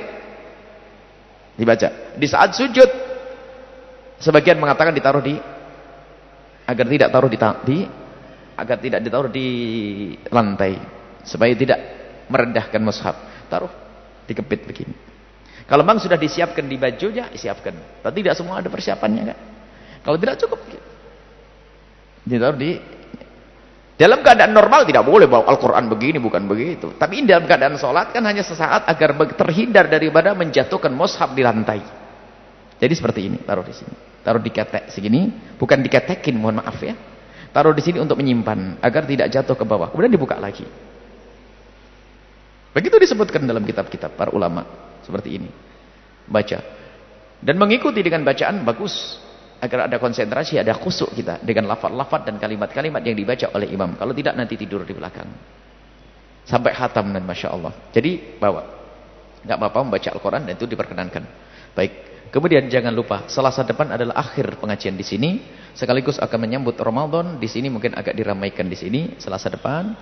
Jadi untuk bisa hadir nanti akan ada ditambah acara apalah di sini khusus tentang Ramadan. Dan juga jangan lupa Jumat pagi untuk ibu-ibu. Khusus ibu-ibu untuk bisa hadir di pesantren di Al-Bahjah Pusat. Ada pengajian ibu-ibu sekaligus menyambut bulan Ramadan ya, agar Ramadan semakin bermakna. Maka nanti mulai jam 8 pagi atau setengah 8 sampai selesai. Jadi semua majelis, khususnya bukan hanya majelis yang pernah dihadiri oleh Umi, tidak. Semuanya majelis bisa datang di tempat itu ya, sekaligus mungkin makan siang ada di tempat itu insyaallah. Jadi diundang untuk umum, khususnya yang majelisnya pernah didatangi oleh Umi. Termasuk yang tidak pernah didatangi pun dimohon untuk bisa hadir Jumat besok ini, setelah beberapa hari yang akan datang. Kemudian jangan lupa haflah menyambut bulan Ramadan dan akhir sanah di LBD Al-Bahjah 2 di Buyut. Sekaligus wisuda untuk anak-anak yang ada di sana Ahad pagi setelah majelis pusat tanggal 27 Sa'ban. Berarti setelah Jumat besok ini acara ibu-ibu, hari Ahadnya adalah di Al-Bahjah 2 paginya. Itu pun setelah pengajian di Al-Bahjah Pusat. Itu di Buyut tempatnya. Baik, ini saja. Semoga bisa diikuti majelis-majelis yang sudah selama ini diikuti. Jangan juga acara-acara di stasiun televisi dan radio. Bagi yang sudah tahu jadwalnya mohon disampaikan kepada yang lainnya. Majelis dzikir tausiah di Tukmudal, Kecamatan Sumber. Tadhkirah hadramiyah dengan Umi Ahad yang akan datang pukul 11. Tetap ada untuk Umi pukul 11 di LPD Al-Bahjah. Baik, insyaallah. Pendaftaran santri putra-putri Al-Bahjah kelas dewasa ini belum dirubah ini. Al-Bahjah kelas dewasa usia 14 tahun ke atas mulai hari ini. Jadi untuk anak-anak yang sudah tamat SMP yang pengen mendaftar, yang kemarin yang tamat SD, bagi anak-anak yang tamat SMP sengaja di Al-Bahjah akan diadakan ujian lebih awal.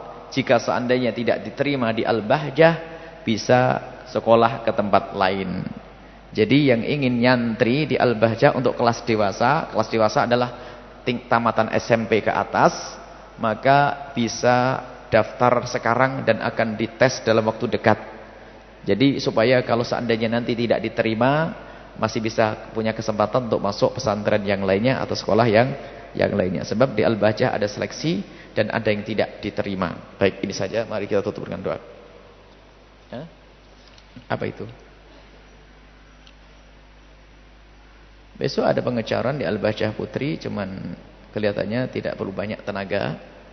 Yang tadi perlu banyak tenaga. Besok ada pengecoran, alhamdulillah banyak rizkinya pondok rupanya. Sekarang pengecoran 3 hari berturut-turut ya. Baru kemarin kita minta doa. Biarpun wallahualam sudah dibayari belum itu semuanya. Nah, pokoknya ngecor gitu saja ya. Bagi yang ingin berpartisipasi tetap saja pengecoran tetap akan berjalan. Sekarang pengecoran dan alhamdulillah pengecoran pondok putri insyaallah sudah ada. Dan sudah alhamdulillah sudah ada yang mencukupi insyaallah. Ada lagi pengecoran yang lainnya. Pengecoran pondok yang baru ini ada 18 kelas ada. Pokoknya bagi yang ingin berpartisipasi ayo segera.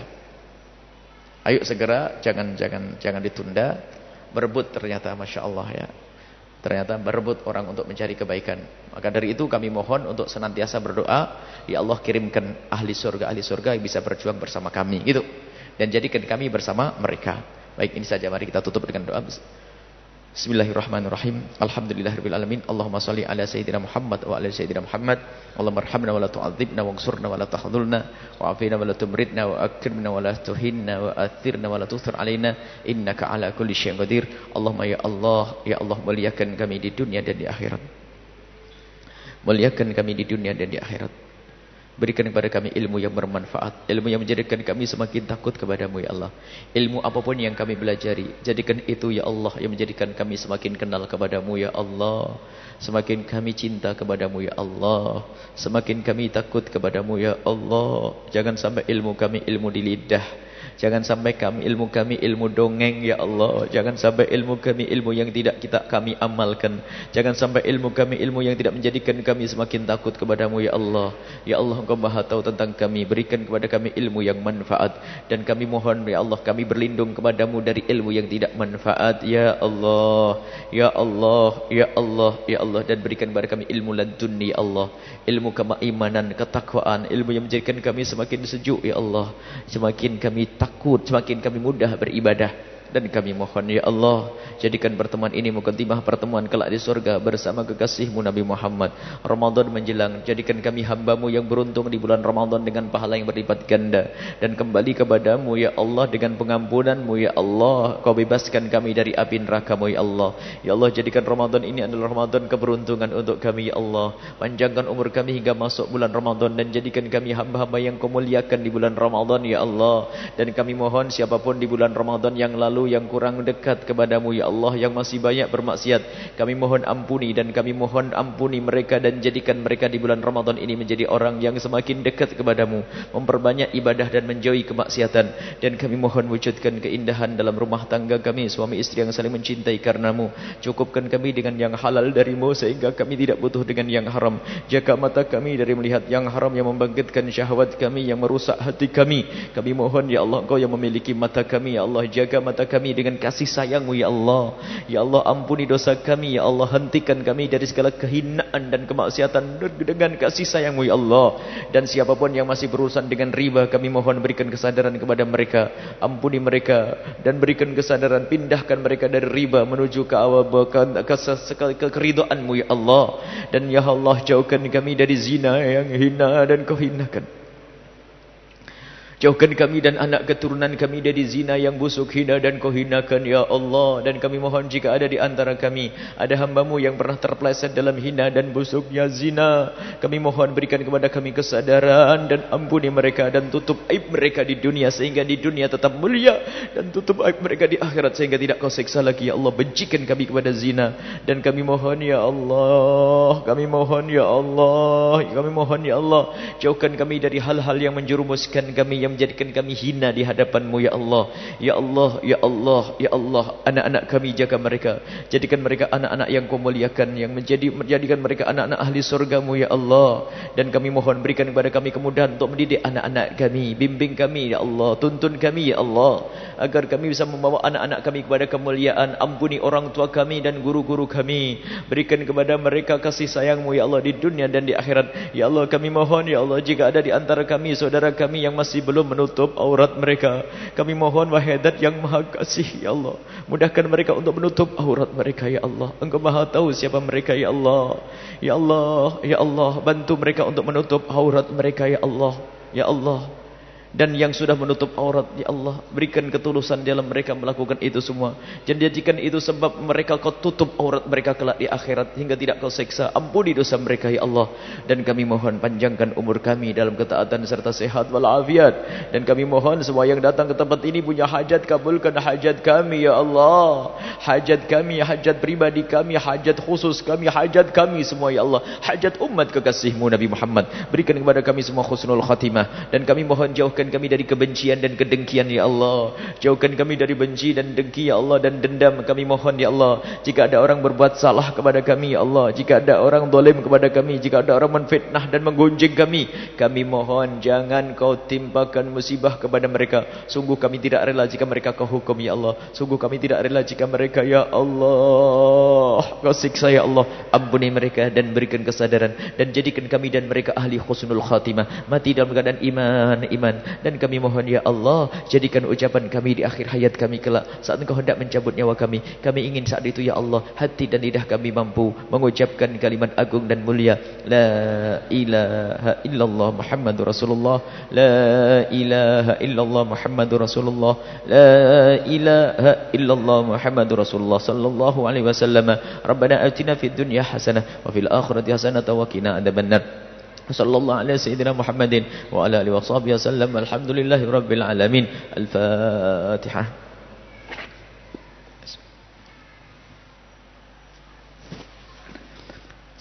Terima kasih, mohon maaf dan mohon doa selalu, wabillahi taufiq wal hidayah. Assalamualaikum warahmatullahi wabarakatuh. Waalaikumsalam warahmatullahi wabarakatuh.